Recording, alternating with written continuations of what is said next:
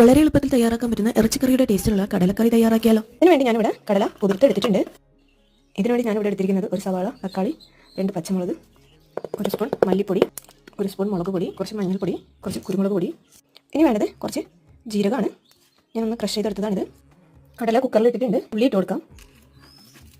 സവാളയാണ്. തക്കാളി ഇട്ട് കൊടുക്കാം. ഉപ്പും കൂടി ഇടുന്നുണ്ട്. ഇനി ഇതിൽ വേവാൻ ആവശ്യമായ വെള്ളം ഒഴിച്ച് വേവിക്കാൻ വെക്കാം. ആവശ്യത്തിന് ഉപ്പിട്ട് കൊടുക്കാം. ഇനി ഇത് സ്റ്റൗ കത്തിച്ച് ഒരു 5-6 വിസിൽ അടുപ്പിച്ചെടുക്കാം. കടല വെന്ത് വരുമ്പോഴത്തേക്കും ഇതിന് വേണ്ട മസാല റെഡിയാക്കി എടുക്കാം.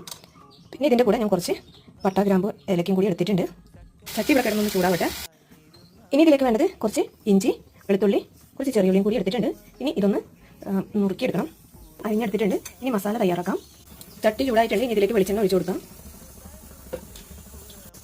ഇനി കുറച്ച് കടുകും കൂടി ഇട്ട് കൊടുക്കുന്നുണ്ട്. ഇതവിടെ കിടന്നൊന്ന് പൊട്ടട്ടെ. ഇനി ഇതിലേക്ക് ഇഞ്ചി